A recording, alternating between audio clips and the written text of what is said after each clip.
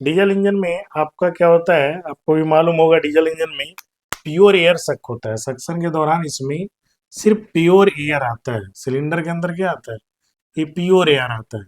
Air में आपकी nitrogen की मात्रा कितनी होती है, नाइट्रोजन की मात्रा 78% होता है।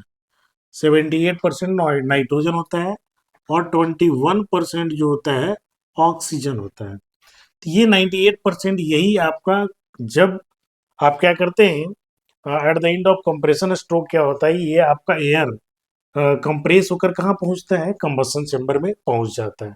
और यहाँ पर इंजेक्टर के थ्रू थ्रू इंजेक्टर आप क्या करते हैं, डीजल को ऑटोमाइज फॉर्म में स्प्रे करते हैं। ऑटोमाइज फॉर्म में किया जाता है, स्प्रे किया जाता है। जब ये ऑटोमाइज फॉर्म में स्प्रे करते हैं तो यहाँ पर ऑटो इग्निशन होता है due to high temperature and pressure. जब इसमें आग लगती है तो ये नाइट्रोजन आग लगने के पश्चात ये जो स्मोक के रूप में, यानी स्मोक के रूप में धुआं में NOx निकलता है। स्मोक के रूप में, धुआं के रूप में NOx निकलता है, जो कि बहुत ही हानिकारक होता है और वायुमंडल में आने के बाद हमारी आंखों में लगना और बहुत तरह की बीमारी पैदा करता है। NOx ये NOx पैदा करता है। तो इसी को हमें ओवरकम कैसे करना है, ओवरकम हम कैसे करेंगे, तो इसको ओवरकम करने का सबसे अच्छा एक तरीका है कि जैसे आप ले लीजिए अमोनिया, सॉरी, या आप ले लीजिए यूरिया, NH2CO NH2, ये किसका फॉर्मूला है, यूरिया का फॉर्मूला है।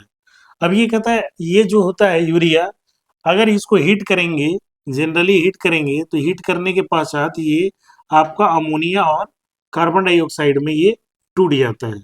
अमोनिया और कार्बन डाइऑक्साइड में ये ब्रेक डाउन हो जाता है, टूट जाता है। यही जो होता है, आपका अमोनिया जो होता है जनरली आपका यूरिन में होता है। यूरिन जब डिस्चार्ज करते हैं तो ये आपका यूरिया ही होता है, और डिस्चार्ज होने के बाद ये अमोनिया में कन्वर्ट हो जाता है। और यही अमोनिया के कारण आपके यूरिन में क्या होता है, बदबू आता है, जनरली ये होता है।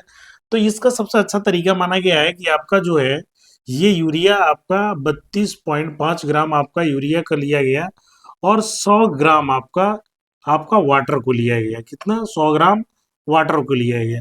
अब इससे क्या किया गया, इसे एक सॉल्यूशन बनाया गया, 32.5% यूरिया सॉल्यूशन बनाया गया, यूरिया सॉल्यूशन बनाया गया, जो कि इसे कहा गया कि यूरिया टैंक में भर